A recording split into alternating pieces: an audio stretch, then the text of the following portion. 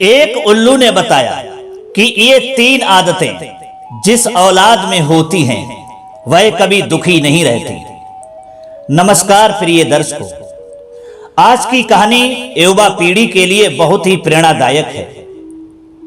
जिस कहानी में एक उल्लू ने बहुत ही ज्ञानवर्धक बातें आपके लिए दर्शाई हैं। आपसे निवेदन है कि आप इस कहानी के लिए ध्यानपूर्वक शुरू से लास्ट तक ही सुनना, तभी आपको इस कहानी की बताई हुई बातें, बताया हुआ ज्ञान प्राप्त हो पाएगा। चलिए दर्शक भाइयों, शुरू करते हैं ये कहानी। प्रिय दर्शकों, एक जंगल में उल्लुओं का परिवार रहता था। बहुत सारे वहां उल्लू रहा करते थे। ये तो आप जानते ही हैं कि उल्लू के लिए दिन में दिखाई नहीं देता है, उल्लू के लिए रात्रि में ही दिखाई देता है।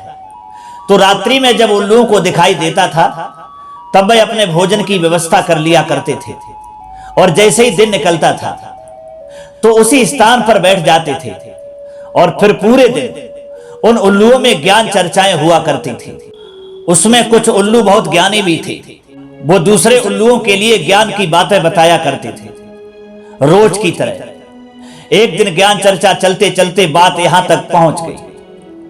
ये वहां पर संवाद छिड़ गया कि कौन सी औलाद होती है जो मां बाप का नाम रोशन कर देती है, जो वह औलाद अपने जीवन में कभी दुखी नहीं रहती है। इस बात को लेकर के उन उल्लुओं में संवाद छिड़ गया। तो कोई तो कुछ बता रहा था, कोई कुछ बता रहा था। उसमें से एक बुद्धिमान उल्लू जो था वो कहने लगा, चलिए आपकी बात सही है, लेकिन आइए आज मैं आपको बताता हूं कि जिस औलाद में ये 3 आदतें होती हैं वह औलाद अपने जीवन में कभी दुखी नहीं रहती और अपने मां बाप का नाम रोशन करती है। बाकी सारे उल्लू कहने लगे, मैं आपकी बात पूरी तरह से समझ नहीं पाया। कौन सी 3 आदतों की आप बात करना चाहते हो, जरा हमें विस्तार से समझाइए। तब वह बुद्धिमान उल्लू कहता है, भाई आइए मैं तुम्हारे लिए एक प्राचीन कहानी सुनाता हूं, और इस कहानी के द्वारा उन 3 आदतों के बारे में आपको पता चल जाएगा कि जिस औलाद में ये 3 आदतें होती हैं वह औलाद अपने जीवन में कभी दुखी नहीं रहती। आप इस कहानी के लिए ध्यान पूर्वक सुनना। उसके बाद में मैं उन 3 आदतों के बारे में भी आपको बताऊंगा। बाकी सारे उल्लू कहते हैं कि हे बुद्धिमान भाई, आप पहले कहानी सुनाइए, तभी हमारे को समझ में आएगा उन 3 आदतों के बारे में। प्रिय दर्शकों, तब वह उल्लू जो है कहानी आरंभ करता है और बाकी उल्लुओं से कहता है कि मेरे भाइयों, एक समय की बात है, किसी गांव में दीनू नाम का एक गरीब किसान रहता था। परिवार में उसकी पत्नी थी और एकमात्र पुत्र था जिसका नाम सुंदर था। सुंदर अभी तरुणावस्था में था। दीनू गरीब अवश्य था, मगर था सूझबूझ वाला और समझदार भी था। दोस्तों, वह जानता था कि उसकी गरीबी का कारण उसका अनपढ़ होना है, अतः वह चाहता था कि उसका पुत्र पढ़ लिख जाए ताकि उसे भी उसकी तरह गरीबी और मुसीबतों में जीना ना पड़े। अतः उसने शिक्षा प्राप्त करने के लिए उसे गांव के एकमात्र स्कूल में दाखिल करवा दिया। स्कूल की देखभाल एवं बच्चों को पढ़ाने का कार्य मास्टर सेवाराम करते थे, जो बड़े ही सुहृदय एवं नेक दिल के थे। उन दिनों पढ़ाई लिखाई की अधिक चलन नहीं थी, इसलिए कोई कोई माता पिता ही अपने बच्चों को पढ़ने भेजते थे। जो बच्चे पढ़ने आते थे मास्टर सेवाराम उनसे बहुत स्नेह करते थे। प्रिय दर्शकों, वह उल्लू कहता है, सुंदर भी अपने पिता की भांति बुद्धिमान था और अपने पिता की इच्छा भी जानता था, अतः उसकी भी हर संभव यही चेष्टा थी कि वह पढ़ लिखकर बड़ा आदमी बने। देखते ही देखते सुंदर शिक्षा को पूरी कर लेता है। तब उसने अपने पिता से कहा कि पिताजी, अब मैं शहर जाकर कोई काम काज करना चाहता हूं। दोस्तों, दीनू कोई उत्तर दे पाता उससे पहले ही सुंदर की मां बोल पड़ी, नहीं बेटा, मैं तुम्हें शहर नहीं जाने दूंगी। तू हमारा एक ही तो बेटा है, और तू भी शहर चला गया तो मेरा क्या होगा। सुंदर के बापू, अब तो तुम इसकी विवाह शादी की सोचो। दीनू कहने लगा, अरे भगवान, मैंने क्या बेटे को हड्डियां पैर पैर करके इसलिए पढ़ाया है कि ये यही गांव की चार दीवारी में पड़ा रहे और नमक तेल लकड़ी की चक्की में पिसे? सुंदर का विचार ठीक है, उसे शहर जाकर कोई अच्छा सा काम धंधा करना चाहिए ताकि हमारी गरीबी दूर हो पाए। दोस्तों, तब मां बोली, मगर ये शहर में जाएगा कहां? इसने तो आज तक शहर देखा ही नहीं है। दीनू ने कहा, नहीं देखा तो अब देख लेगा। दीनू ने कहा, शहर में मेरा एक दोस्त रहता है, उसका पता मेरे पास है। कोई 5 वर्ष पहले जब वह गांव आया था तो मुझसे कह गया था कि दीनू शहर आ जा, मुझे इस घर गृहस्थी से फुर्सत मिलती तो मैं जाता। अब सुंदर जाएगा, चलो सुंदर बेटा। सुंदर बेटा ने कहा, हाँ पिताजी, मैं तैयार हूं। प्रिय दर्शकों, वह उल्लू कहता है अपने बाकी साथियों से कि इस प्रकार यह तय हुआ कि सुंदर शहर जाएगा। दीनू ने गांव के पंडित जी से शुभ मुहूर्त निकलवाया और सुंदर को विदा कर दिया। कुछ थोड़े बहुत पैसे जो दीनू ने इसी मकसद से संभाल कर रखे थे सुंदर को दे दिए और मित्र का पता ठिकाना भी समझा दिया। प्रिय दर्शकों, सुंदर खुशी खुशी शहर में आ गया। उधर शहर की चकाचौंध देखकर उसकी आंखें खुल गई। खूब भीड़ भड़क्का था, सजी धजी दुकानें थीं, तांगे इक्कों की आवाज भी थी। भौचंका सा ये सब देखता वह सुंदर रह गया। लोगों से पूछते पूछते उस स्थान पर पहुंचा जहां उसके पिता का कथित दोस्त रहता था, मगर तकदीर को कुछ और ही मंजूर था। वहां जाकर सुंदर को पता चला कि उसके पिता का कथित दोस्त तो 2 वर्ष पहले ही स्वर्ग से धार गया था। ये जानकर सुंदर को बड़ी निराशा हुई, साथ ही वह कुछ घबरा भी गया कि अब इतने बड़े शहर में वह अकेला कैसे और कहां रहेगा। मित्रों, पढ़ा लिखा होने के कारण वह जानता था कि शहरों में यात्रियों के ठहरने के लिए धर्मशालाएं एवं सराय होती हैं। अतः उसने अपने आप को ढांढस बंधाया और पूछताछ करके एक धर्मशाला में आकर के ठहर गया। ठहरने की समस्या के समाधान के बाद उसने पूरी परिस्थिति पर गौर किया।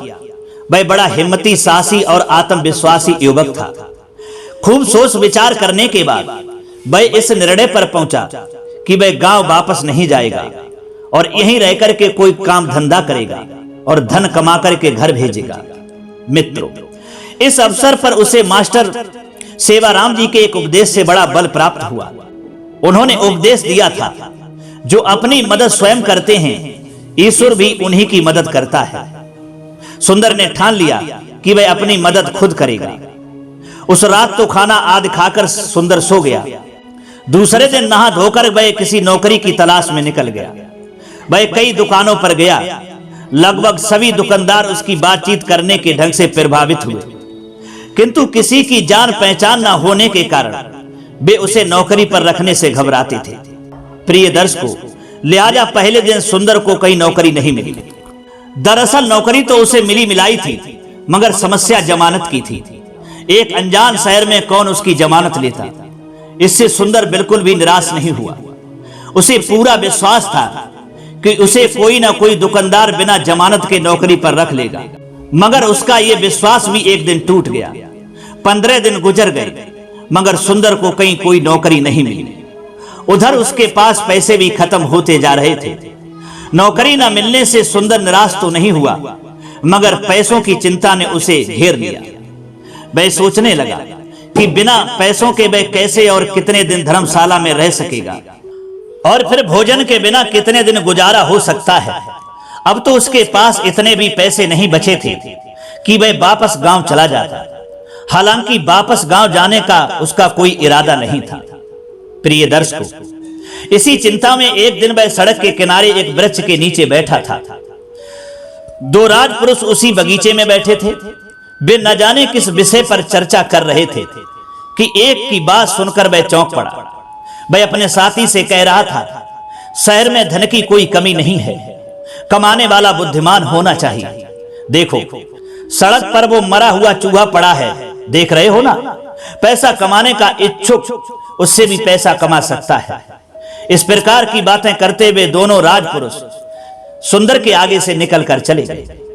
प्रिय दर्शकों, वह उल्लू अपने साथियों से कहता है कि भाइयों, सुंदर ने उनकी बात सुनकर सोचा कि कैसी अनोखी और मूर्खतापूर्ण बात है।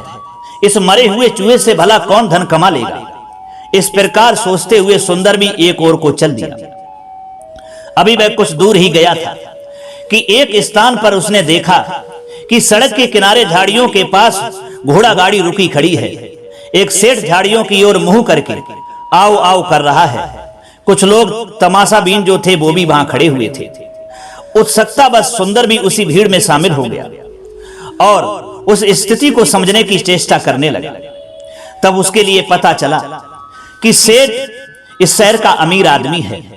वह अपनी प्यारी बिल्ली को लेकर तांगे में जा रहा था कि अचानक उसकी बिल्ली कूदकर झाड़ियों में घुस गई है और इसीलिए वह बार बार बुला रहा है, आजा भैया, आजा मेरी बिल्ली, आजा मेरी बिल्ली, कोई मेरी बिल्ली को इन झाड़ियों से निकाल दो। सेठ जी जब कोशिश करके थक गया तो वहां उपस्थित लोगों से मदद की गुहार लगाने लगा। मेरे लिए ये बिल्ली बड़ी भाग्यवान है भाइयों। जब से मैंने इसे पाला है तभी से मेरा मुकद्दर चला है। अरे देखना कहीं कुत्ता इधर से ना आ जाए। मेरी बिल्ली को निकाल दो, मेरी बिल्ली को वहां से निकाल दो। इस तरह का सेठ कहकर के सब लोगों से गुहार करता जा रहा था। बिल्लियों को झाड़ियों में घुसकर निकालने का दोस्तों जोखिम भला कौन उठाता। झाड़ियों में कोई जीव जंतु भी हो सकता था। दूसरे बिल्ली ही झपट्टा मारकर आंखें फोड़ देती तो लोग इस प्रकार की शंकाएं व्यक्त करने लगे। मगर सुंदर के मस्तिष्क में धमाके से हो रहे थे। उसके कानों में राजपुरुष का स्वर गूंज रहा था, बुद्धि हो तो आदमी इस मरे हुए चूहे से भी 4 पैसे कमा सकता है। बस सुंदर के मस्तिष्क में एक युक्ति आ गई। उसने आगे बढ़कर के सेठ से कहा कि सेठ जी, मैं निकालूंगा आपकी बिल्ली को। सेठ ने कहा, तुम्हारी बहुत मेहरबानी होगी भैया, जल्दी निकाल दो। सुंदर कहने लगा, सिर्फ मेहरबानी से काम नहीं चलेगा सेठ जी। ये बताइए कि इस भाग्यवान बिल्ली को दोबारा पाने के लिए आप मुझे क्या देंगे? आखिर को तुम जानते ही हो कि ये खतरा मैं ही उठाऊंगा, मेरे लिए कुछ भी हो सकता है। सेठ ने कहा, ठीक है भैया, मैं तुम्हें चांदी का 1 रुपया दूंगा। सुंदर ने कहा, ठीक है, मैं भी लालची नहीं हूं, आप ठहरिए, मैं अभी आया। प्रिय दर्शकों, ये कहकर के सुंदर उसी दिशा की ओर भागा जिधर मरा हुआ चूहा पड़ा था। अब उस चूहे की कीमत एक चांदी का सिक्का थी। उस स्थान पर जाकर के सुंदर ने देखा चूहा यथावत पड़ा था। उसने एक सूतली खोज निकाली और उससे चूहे की पूंछ बांधकर उसे उठाया और लेकर के वापस घटना स्थल पर पहुंच गया। वहां स्थिति यथावत बनी हुई थी। सुंदर ने सबको एक ओर हटाया और बिल्ली को चूहा दिखाया, जिसे देखते ही बिल्ली लपक कर बाहर आई तो सुंदर ने उसे दबोचकर गोद में उठा लिया और गर्व से सेठ की ओर देखा।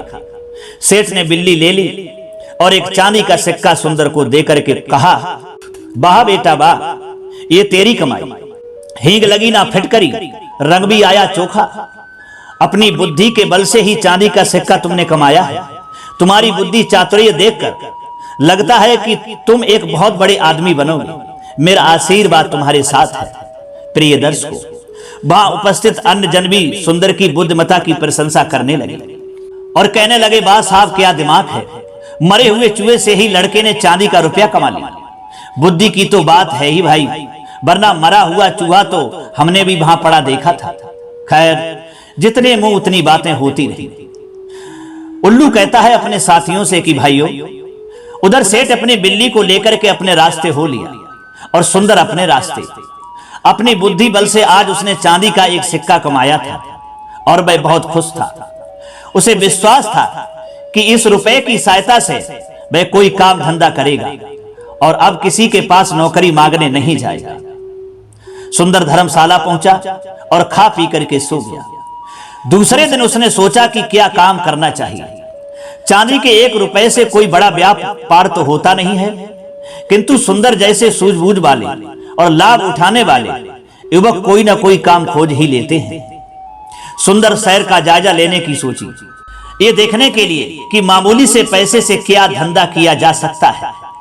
वह इधर उधर घूमने लगा। उसकी तेज बुद्धि और पैनी आंखें हर मौके का मुआयना करने लगी। गर्मी की ऋतु थी। घूमते घूमते सुंदर एक राज उद्यान की ओर निकल गया। वह बगीचा हजारों एकड़ में फैला हुआ था। वहां सैकड़ों स्त्री पुरुष काम करते थे। शायद बगीचे में कोई इमारत बन रही थी। सभी मजदूर मजदूरनियां पसीने से तरबतर थे। वे बार बार एक कुएं से पानी पीते, मगर प्यास नहीं बुझती थी। ये सब देखकर सुंदर की बुद्धि जागृत हो गई। उसने सोचा कि तेज गर्मी में खालिस पानी से मजदूरों की प्यास नहीं बुझ रही है। खालिस पानी पलक झपकते ही पसीने के रूप में बह जाता है, जिससे प्यास ज्यों की त्यों बनी रहती है। यदि घड़ा सत्तू पानी मिले तो इन्हें अवश्य राहत मिलेगी। सुंदर ने अनुमान लगाया कि अभी तो दिन का आधा पहर भी नहीं बीता है, अतः वे तुरंत बाजार की ओर चल दिया। बाजार आकर उसने बड़ा घड़ा खरीदा, सत्तू खरीदे और गुड़ खरीदकर बढ़िया सत्तू तैयार किया और घड़ा लेकर उसी उद्यान के बाहर एक वृक्ष के नीचे बैठ गया। मजदूर काम में लगे हुए थे। इधर पेड़ की छाव में सत्तू ठंडे हो रहे थे। प्रिय दर्शकों, उल्लू कहता है कि भाइयों, 2 बजे भोजन का समय हो गया तो कुछ मजदूर बाहर निकले। वे सभी गर्मी से बेहाल और पसीने से तरबतर थे। वृक्ष की ठंडी ठंडी छाव में घड़ा रखा देखा तो वे तेजी से उस ओर लपके। आकर के कुछ लोगों ने पूछा, इसमें कुछ ठंडा है क्या भैया? हाँ भाई, ठंडा मीठा सत्तू है। ये कहकर के सुंदर ने एक गिलास भरकर सत्तू उसे देते हुए कहा, लो पियो, देखो कैसी तरावट आती है। कुछ लोग और भी आ गए। सत्तू पीकर उन लोगों को बहुत बड़ी राहत मिली। उनकी आत्मा तर हो गई। तब कामगारों का मुखिया बोला, अरे भाई, हमने ठंडे मीठा सत्तू तो पी लिया, इन्हें पीकर हमें बड़ी राहत मिली है। अब ये बताओ कि इसके बदले हम तुम्हें क्या दे सकते हैं? सुंदर ने कहा, जो आपकी इच्छा हो दे दीजिए। मैंने तो सेवा भाव से ही ये काम किया है। आप लोगों को गर्मी और प्यास से बेहाल देखकर अपनी कमाई से ये घड़ा और गुड़ सत्तू खरीद लाए ताकि आप लोगों को कुछ राहत मिल सके। मेरी इस मेहनत के बदले आप मुझे जो कुछ भी देंगे वही स्वीकार होगा। प्रिय दर्शकों, मुखिया ने कहा, ठीक है बेटा, देखो, काम के बदले हमें यहां से फूल मिलते हैं जिन्हें बाजार में बेचकर हम अपनी गुजर बसर करते हैं। हम तुम्हें भी अपने अपने हिस्से में से कुछ फूल दे देंगे, उन्हें तुम बाजार में बेच देना, जो मिले वो तुम्हारा। जवाब दिया, ठीक है काका। सुंदर ने खुश होकर के स्वीकृति दे दी और शाम तक सुंदर के सामने टोकरी भर फूल एकत्रित हो गए। फिर कामगारों के मुखिया ने पूछा कि बेटा, तुम्हारा नाम क्या है? तो सुंदर ने कहा, मेरा नाम सुंदर है। जवाब दिया, वाह, कितना प्यारा नाम है सुंदर। बेटा सुंदर, हमारी इच्छा है कि तुम इसी तरह रोज हमें ठंडा सत्तू पानी पिला दिया करो और बदले में टोकरी भर फूल ले लिया करो। इस तरह से हमको भी दिन भर प्यासा नहीं रहना पड़ेगा और तुम भी 4 पैसे फूल बेचकर कमा लिया करोगे। सुंदर ने कहा, ठीक है काका। प्रिय दर्शकों, उसी समय सुंदर ने वे फूल पहाड़ी वाले से मंदिर पर जाकर बेच दिए। उससे उसे 2 रुपए मिले। 2 रुपए पाकर तो सुंदर की खुशी का ठिकाना नहीं रहा। उसने मन ही मन उस राजपुरुष का धन्यवाद दिया जिसने उसे मरे चूहे की राह सुझाई थी। पिछले कई दिनों से सुंदर ने सही ढंग से खाना भी नहीं खाया था। किसी ने सच ही कहा है कि काम धंधा ना हो तो आदमी की भूख मर जाती है। यही हाल सुंदर का था, मगर अब तो 2 पैसे उसके हाथ में आए तो उसे भूख का भी एहसास हुआ। धर्मशाला की बगल में ही एक ढाबा था जहां सुंदर नाश्ता पानी किया करता था। ढाबे का मालिक एक बूढ़ा व्यक्ति था। उसे सुंदर से लगाव हो गया था। उसने उसका नाम गांव आज सब जान लिया था। उसके विचारों से भी प्रभावित था। सुंदर भी उसे अपने सुख दुख की सभी बातें बता दिया करता था। आज उसने सुंदर को खाली मटका और खाली टोकरी के लिए खुशी खुशी लौटते देखा तो पूछा, कहो सुंदर बेटे, आज तो बहुत खुश नजर आ रहे हो, लगता है कोई अच्छी सी नौकरी मिल गई है। सुंदर ने कहा, नौकरी तो नहीं मिली काका, मगर एक मरे हुए चूहे के कारण रोजगार जरूर मिल गया है। ढाबा मालिक चौंक पड़ा। मरे हुए चूहे के कारण रोजगार? ये तुम्हारी क्या पहेली है? ये क्या पहेली है बेटा, जरा खुलकर के बताओ। तब सुंदर ने ढाबे वाले काका को सुबह से लेकर अब तक की पूरी बातें बता दी और अपनी कमाई के पैसे भी उन्हें दिखा दी। सभी कुछ जान सुन लेने के बाद बूढ़ा भी उसकी बुद्धि चातुर्य देख करके दंग रह गया। बोला, सुंदर बेटे, तू वाकई बुद्धि और सिद्धि का धनी है। तुझमें लोगों की जरूरत समझने की कला है। बेटा, मेरा विश्वास है कि अगर तुमने इसी समझदारी से काम लिया तो एक दिन बड़े आदमी बनोगे। सुंदर ने कहा, काका, आपका आशीर्वाद साथ रहा तो ऐसा ही होगा। फिर बूढ़े ने कहा, अब तुम नहा धो करके आओ, मैं तुम्हारे लिए खाना लगवाता हूं। कुछ देर बाद सुंदर नहा धोकर के आया और पेट भरकर भोजन किया। फिर धर्मशाला में अपने कमरे में आकर आराम करने लगा। अब उसे विश्वास हो गया था कि इस पराये शहर में आकर अब वह कभी भूखा नहीं सोएगा। ईश्वर की कृपा रही तो वह खूब तरक्की करेगा। प्रिय दर्शकों, वह उल्लू अपने साथियों से कहता है कि मेरे भाइयों, दूसरे दिन उसने फिर से बाजार से सत्तू और गुड़ खरीद कर उसे तैयार किया और बगीचे से बाहर आ बैठा। आज उसके चेहरे पर एक नया जोश और आत्मविश्वास था। मजदूर ने आज भी ठंडा सत्तू पानी पीकर प्यास बुझाई। बदले में सुंदर को फूल दिए, जिन्हें उसने मंदिर पर जाकर बेच दिया। इसी प्रकार कई दिन गुजर गए।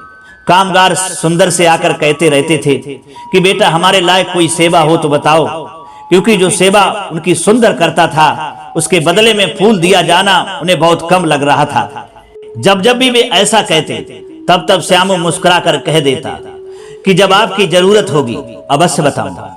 इस प्रकार एक आध 2 रुपए सुंदर रोज ही कमा रहा था। इससे उसका गुजारा तो हो रहा था, मगर 1 पैसे की भी बचत नहीं हो रही थी। जबकि श्यामू की प्रबल इच्छा थी कि कुछ धन जोड़कर हम कोई बड़ा काम करें, जिससे गांव में माता पिता की इच्छा के अनुरूप कुछ धन बेच सके। प्रिय दर्शकों, वह हर पल यही सोचता रहता कि कमाई कैसे बढ़े। एक शाम जब वह फूल बेचकर वापस लौट रहा था तो अचानक मौसम खराब हो गया। तेज आंधी तूफान आ गया। जैसे तैसे श्याम अपनी धर्मशाला पहुंचा और नहा धोकर खाना खाकर बिस्तर में दुबक गया। तभी तेज बारिश होने लगी। ये देखकर सुंदर चिंतित हो उठा कि यदि मौसम ठंडा हो गया तो कल सत्तू नहीं बेच पाएगा और इस प्रकार कल की कमाई मिट जाएगी। इसी चिंता में वह रात भर ठीक से सो नहीं पाया। सुबह उठकर उसने देखा मौसम वाकई ठंडा हो गया था। मन मार कर सुंदर बगीचे की ओर चल दिया। उसने विचार किया कि आज माली भाइयों से मिलकर के ही लौट आऊंगा। बगीचे का रास्ता एक छोटे से जंगल से होकर जाता था। कल रात आई आंधी तूफान से खूब तबाही मची हुई थी। कई कमरे मकान गिर गए थे। बहुत से वृक्ष उखड़कर जमीन पर गिर गए। उस तबाही को देखकर श्याम का मन बहुत दुखी हुआ, मगर तभी उसके मस्तक में एक बात आई, हर काम में कोई ना कोई अच्छाई होती है। तो इन वृक्षों को उखाड़कर भगवान ने क्या अच्छा किया। खोखले हो गए वृक्षों को इसी प्रकार प्रकृति समाप्त करती है। तो क्या ये पेड़ व्यर्थ हैं? नहीं नहीं, इस संसार में कुछ भी व्यर्थ नहीं है। जब एक मरा हुआ चूहा भी किसी काम आ सकता है तो लकड़ी तो बहुत उपयोगी होती है। बस इसी प्रकार विचार करते करते एकाएक ही सुंदर की आंखें चमकने लगी। उसके बाद वह तेजी से बगीचे की ओर चल दिया। मालियों ने उसका सत्कार किया। सुंदर बोला, काका, आज मौसम इतना ठंडा है कि मैंने सत्तू लाने का विचार त्याग दिया। मगर जवाब दिया, मगर क्या बेटा? तब सुंदर ने कहा, आज मुझे आप लोगों से एक काम आ पड़ा है। जवाब दिया, बताओ बेटा। सुंदर ने कहा, काका, कल की आंधी तूफान से जंगल में बहुत से पेड़ उखड़ कर गिर गए हैं। मैंने सोचा है कि सत्तू से तो आज की कमाई होगी नहीं, तो क्यों ना वह लकड़ी ही बाजार में बेचकर 4 पैसे कमा लूं। बस आप मुझे एक कुल्हाड़ी और अपनी बैलगाड़ी दे दें, बाकी सब मैं कर लूंगा। प्रिय दर्शकों, उस बाग के मालिक ने कहा, बेटा, तुम कुल्हाड़ी से लकड़ी काटोगे क्या? जवाब दिया, हाँ। तो क्या हुआ? मैं मेहनत से घबराने वाला नहीं हूं। अरे बेटा सुंदर, तुम्हारी बात तो ठीक है, मगर यह काम तुम्हारा नहीं है। अभी कुछ देर ठहरो, हम यहाँ का काम निपटा कर तुम्हारे साथ चलते हैं। जब मिलकर लकड़ी फाड़कर गाड़ियों पर लाद देंगे, फिर तुम चाहे जहां ले जाना। कुछ देर बाद वैसा ही हुआ। सभी माली जो थे सुंदर के साथ चल दिए। सबने मिलकर पेड़ काटे और लकड़ियां बैलगाड़ियों पर लाद दी। कई बैलगाड़ियां लकड़ियों से भर गईं। सुंदर बैलगाड़ियों को लेकर बाजार की ओर चल दिया। बाजार में एक लकड़ियों की मंडी थी, जहां दूर दराज के व्यापारी आते रहते थे। वे लोग वहां से थोक भाव से लकड़ियां खरीदते और दूर दराज के ऐसे क्षेत्रों में जहां लकड़ियां आसानी से उपलब्ध ना होती थी, वहीं बेच देते थे। दोस्तों, साफ सुथरी फटी लकड़ियों की मांग बाजार में हमेशा बनी रहती थी। सुंदर की लकड़ियां भी ऐसी ही थीं, जो बाजार में जाते ही अच्छे दामों में बिक गई। सुंदर का हौसला बढ़ गया। अब तो सुंदर ने समझ लिया कि बुद्धि और साहस से सब कुछ संभव है। लकड़ियों से मिली रकम लेकर सुंदर माली काका की बस्ती में पहुंचा और बैलगाड़ियां वापस कर दी। अब सुंदर सीधा ढाबे वाले काका के पास पहुंचता है। ढाबे वाला बूढ़ा उसका सच्चा हितैषी था। सुंदर ने जब उसे बताया कि आज उसने कैसे काम किया तो उसकी सूझबूझ दूरदर्शिता को और साहस पर बहुत खुश हुआ। उसने सुंदर की पीठ ठोंकर उसकी हौसला अफजाई करते हुए कहा, तुम जैसे युवक ही जीवन में तरक्की करते हैं। मेरा आशीर्वाद है बेटा कि तुम दिन दूनी और रात चौगुनी तरक्की करोगे, लेकिन चाहे कितने भी बड़े आदमी बन जाना, मगर बेटा याद रखना, कभी घमंड मत करना मेरे बेटे, किसी गरीब को मत सताना। जानते हो घमंड का सिर हमेशा नीचा होता है और गरीब की हाय बहुत बुरी होती है। सदा याद रखना कि दूसरे के भले में ही अपना भला है। मैं आपकी ये सीख याद रखूंगा। सुंदर ने कहा, काका मैं आपकी ये सीख याद रखूंगा। फिर उस बूढ़े ने कहा, अब तुम झटपट नहा धोकर आओ और खाना खा लो, फिर मैं तुम्हें एक काम की बात बताऊंगा। जवाब दिया, क्या बात है काका, अभी बताओ। बूढ़े ने कहा, पहले ताजा दम ले लो, फिर बात करेंगे। जोश से भरा सुंदर अपने कमरे पर जाकर फटाफट स्नान करके लौट आता है और कहने लगा, अब बताओ काका। ढाबे वाले काका ने पहले उसे भोजन परोसा, फिर बोला, बेटा तुम्हारे लिए एक अवसर है, अगर तुम चाहो तो रातों रात अमीर बन सकते हो। जवाब दिया, अच्छा काका, फिर जल्दी बताओ काका कि ऐसा क्या काम है। तब उस बूढ़े ने कहा, 2 दिन बाद नगर में घोड़ों का एक व्यापारी आ रहा है, जिसके साथ कम से कम 500 घोड़े आएंगे। सुंदर ने कहा, बस काका, मैं समझ गया कि मुझे क्या करना है। काका ने पूछा, बताइए बेटे क्या करना है। तब सुंदर ने कहा, जब शहर में सैकड़ों घोड़े आ रहे हैं तो उनके लिए 4 दाने की भी जरूरत पड़ेगी। काका ने कहा, बिल्कुल ठीक समझे बेटा, तुम्हारे इसी गुण का मैं कायल हूं। तुम तुरंत उन घोड़े के लिए दाने पानी के बंदोबस्त करो, मुझे विश्वास है कि इससे तुम्हें अच्छी कमाई हो।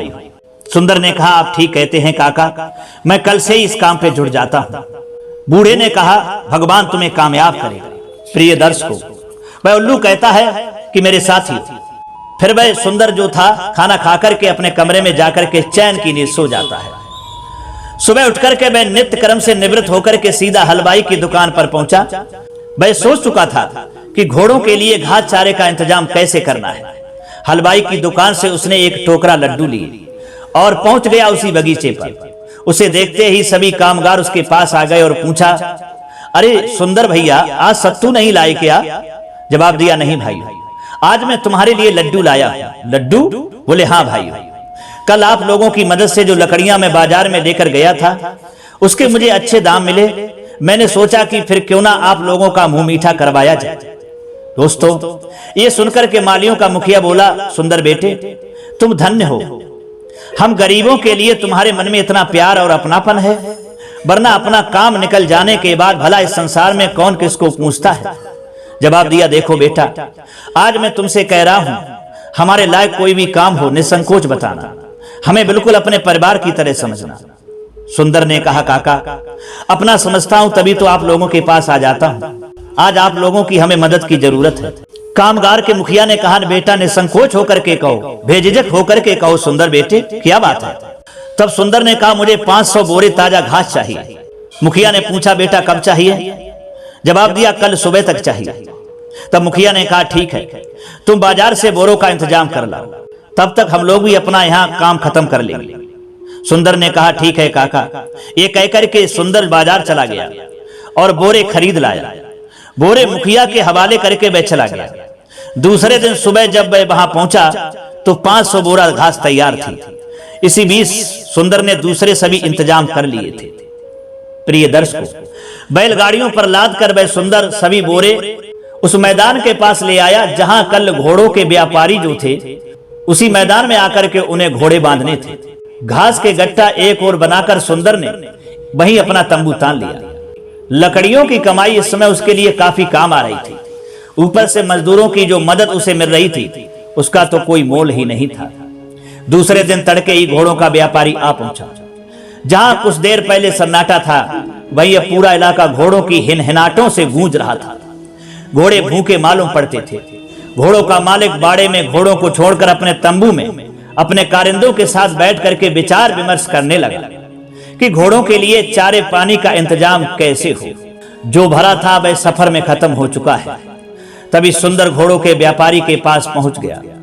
दुआ सलाम के बाद मोहक मुस्कान के साथ सुंदर ने कहा, सेठ जी, मेरे लायक कोई सेवा हो तो बताइए। जवाब दिया, बेटा हमारे घोड़े भूखे हैं, इनके लिए चारे का इंतजाम कर सकते हो क्या? तब सुंदर ने कहा, सेठ जी, इंतजाम तो पूरा है, सिर्फ आपके आदेश की देर है। क्या मतलब? सुंदर ने कहा, आपके आने की चर्चा सुनकर मैंने पहले ही आपके घोड़े के भोजन की व्यवस्था कर ली है। अब आप अपने कर्मकारियों को मेरे साथ भेजिए, मैं अभी घास के गट्टा बाड़े में पहुंचा देता। प्रिय दोस्तों, सेठ जी ने तुरंत अपने कर्मचारियों को आदेश दिया और देखते ही देखते बढ़िया किस्म की तिपतिया घास घोड़ों के सामने थी। भूखे घोड़े देखते ही उस पर टूट पड़े। बाकी गट्टे भी बाड़े में ही एक कोने में लगवा दिए गए। प्रिय दोस्तों, उल्लू कहता है कि भाइयों, व्यापारी सुंदर की दूरदर्शिता देखकर बहुत खुश हुआ और बोला, बेटा तुमने तो पलक झपकते ही मेरी सारी चिंता दूर कर दी। ये लो बेटे, मेरी ओर से ये 200 स्वर्ण मुद्राएं। दोस्तों, सोने की 200 स्वर्ण मुद्राएं पाकर सुंदर की खुशी का ठिकाना नहीं रहा। ढाबे वाले काका ने ठीक ही कहा था, पलक झपकते ही वह धनवान हो गया। इस प्रकार वह लगातार तरक्की करता चला गया। बुद्धिमान उल्लू कहता है कि साथियों, सुंदर आज भी अपने पुराने दिन और पुराने साथियों को नहीं भूला था। अब उसने कपड़े का व्यापार कर लिया जिससे अच्छी कमाई होती थी। अब उसने अपने माता पिता को भी शहर में बुला लिया। ढाबे वाले काका को एक अच्छी सराय खुलवा दी थी। उसकी गिनती सेठों में अब होने लगी थी। अब लोग उसे सुंदर सेठ कहकर के बुलाते थे। इस प्रकार एक मरे चूहे से वह करोड़पति बन गया। उल्लू ने कहा अपने साथियों से, अब तो तुम समझ ही चुके होगे कि कौन सी औलाद जो है वह माँ बाप का नाम रोशन करती है और कभी दुखी नहीं रहती है। बाकी उल्लुओं ने कहा कि आपकी कहानी मेरे को बहुत पसंद आई है, लेकिन वो 3 आदतें जो आप बताना चाहते थे, वो 3 आदतें आप ही स्वयं बताइए, तब तो और ही इस कहानी में 4 चांद लग जाएंगे। प्रिय दोस्तों, तब वह उल्लू कहता है कि मेरे साथियों, पहली आदत है आत्मविश्वास। जिस माँ बाप के पुत्र में स्वयं का उसमें आत्मविश्वास होता है, स्वयं का कॉन्फिडेंस होता है कि जो भी उसे कर्म करना है उस पर आत्मविश्वास होना चाहिए कि मैं इस कर्म को करूंगा चाहे कुछ भी हो जाए, मुझे इस कर्म में सफलता पानी है। इस तरह का आत्मविश्वास जिस बच्चे के अंदर होता है, जिस पुत्र के अंदर होता है, वह माँ बाप का नाम रोशन एक दिन जरूर करता है। और दूसरी आदत है कड़ी मेहनत को देखकर ना घबराना। जिस माँ बाप की औलाद कड़ी से कड़ी मेहनत को देख करके घबराती नहीं है, कार्य कितना भी कठिन क्यों ना हो, उस कार्य को पूरा करने हेतु कितनी भी मेहनत क्यों ना करनी पड़े, उसे देख करके घबराना नहीं चाहिए। और जो पुत्र कड़ी मेहनत को देख करके घबराता नहीं है, वह एक दिन अपने माता पिता का नाम रोशन करता है। और अंतिम तीसरी आदत है सकारात्मक सोच। हर माता पिता के पुत्र के अंदर सकारात्मक सोच होना चाहिए। अगर हमारे आपके अंदर सकारात्मक विचार होंगे, अपने कर्म के प्रति सकारात्मक सोच होगी, दूसरों के प्रति भी हमारे अंदर सकारात्मक ही सोच होगी, सकारात्मक विचार होंगे, हमारे अंदर कभी नकारात्मक विचार नहीं आएंगे, तभी हम अपने कार्य में सफलता पा सकेंगे और हम अपने माँ बाप का नाम रोशन कर पाएंगे। इसलिए हर व्यक्ति को जीवन में सफलता पानी है, बड़ा आदमी बनना है, तो ये 3 आदतें अपने अंदर धारण करना चाहिए।